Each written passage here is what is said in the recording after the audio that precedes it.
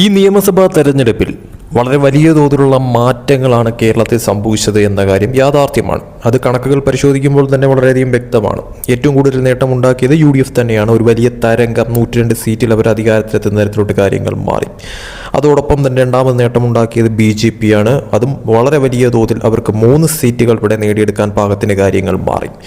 ഇത് മാത്രമല്ല, ഇവിടുത്തെ ഏറ്റവും വലിയ ഹൈലൈറ്റ് എന്ന് പറയുന്നത് LDFിൻ്റെ തകർച്ചയും വലിയ തോതിൽ ചർച്ചയായപ്പെട്ട ഒരു കാര്യം തന്നെയാണ്.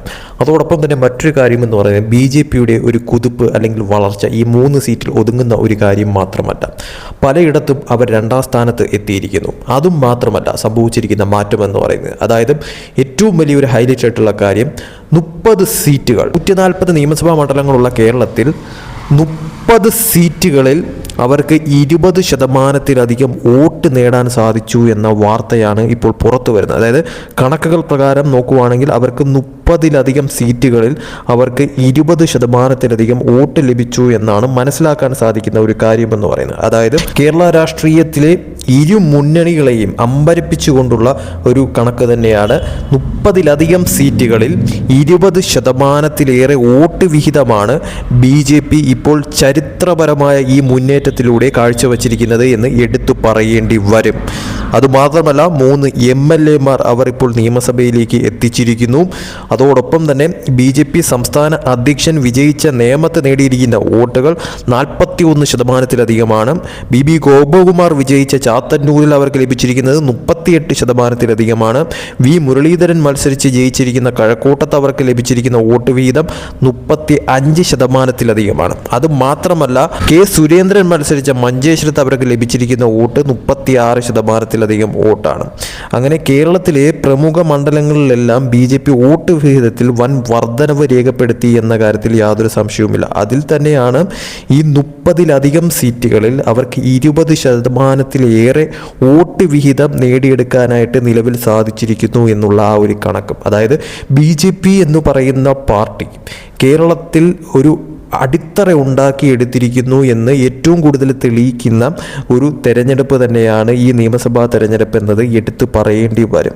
അത് ഇടതുപക്ഷവും വലതുപക്ഷവും ഒരുപോലെ സമ്മതിക്കുന്ന ഒരു കാര്യം തന്നെയാണെന്ന കാര്യത്തിൽ സംശയമില്ല. കാരണമെന്ന് പറയുന്നത് BJPയെ സംബന്ധിച്ചിടത്തോളം കേരളത്തിൽ അവർക്ക് ഈ പറയുന്ന ഇപ്പോൾ ഒരു MP ഉണ്ടായിരിക്കുന്നു. അതോടൊപ്പം തന്നെ തിരുവനന്തപുരം പോലുള്ള സ്ഥലത്ത് തലസ്ഥാന നഗരിയിൽ അവർക്ക് കോർപ്പറേഷൻ ഭരണം കിട്ടുന്ന തരത്തിലോട്ട് കാര്യങ്ങൾ മാറിയിരിക്കുന്നു.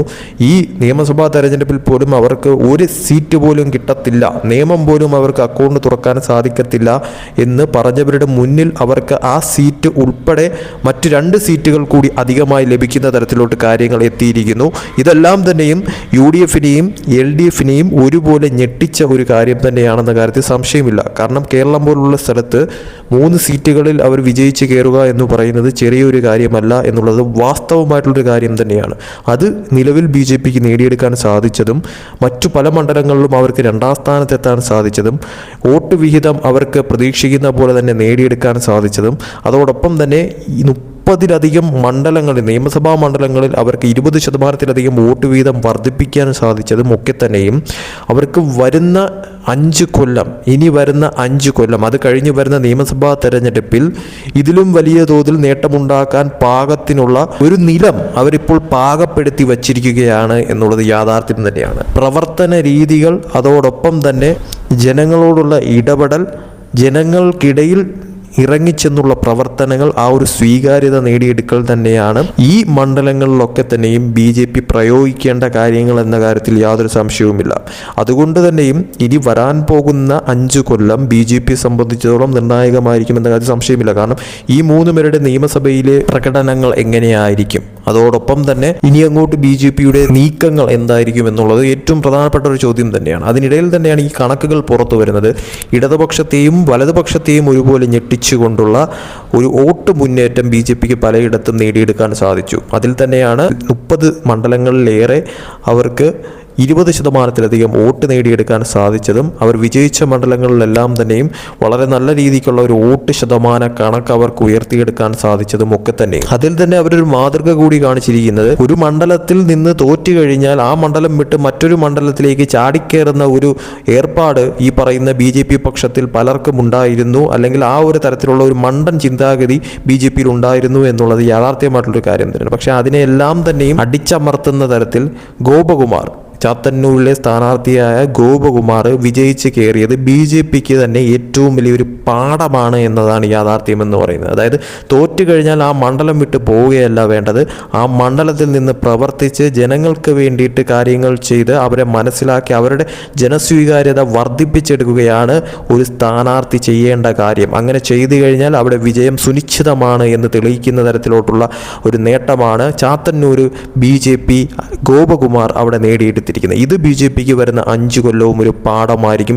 നിലവിൽ 2ാം സ്ഥാനത്ത് നിൽക്കുന്ന സ്ഥലങ്ങളിൽ, അതോടൊപ്പം തന്നെ വളരെ കടുത്ത പോരാട്ടം നടത്തിയ സ്ഥലങ്ങളിലൊക്കെ തന്നെ. എന്തായാലും BJP പോലൊരു പാർട്ടിക്ക് കേരളത്തിൽ അവർക്കൊരു അടിത്തറ സൃഷ്ടിച്ചെടുക്കാനായിട്ട് ഈ ഒരു നിയമസഭാ തെരഞ്ഞെടുപ്പ് കഴിഞ്ഞതോടുകൂടി തന്നെ എല്ലാ അർത്ഥത്തിൽ സാധിച്ചിരിക്കുന്നു എന്നുള്ളത് അടിവരയിട്ട് പറയാൻ സാധിക്കുന്ന ഒരു കാര്യം തന്നെയാണ്. ഇനി അവരുടെ മുന്നേറ്റം ഏത് തരത്തിലായിരിക്കും വരുന്ന തെരഞ്ഞെടുപ്പുകളിൽ, അതോടൊപ്പം തന്നെ ഇനി മുന്നോട്ടുള്ള രാഷ്ട്രീയ സാഹചര്യങ്ങൾ അവരെങ്ങനെ നേരിടുമെന്നുള്ളതും, ഇടത് വലത് മുന്നണികളെ എതിർത്ത് അവർ നിയമസഭയിൽ ഏത് തരത്തിൽ പോരാടുമെന്നുള്ളതുമൊക്കെ തന്നെയും കണ്ടറിയണത് അനിവാര്യമായിട്ടുള്ളൊരു കാര്യം തന്നെയാണ്.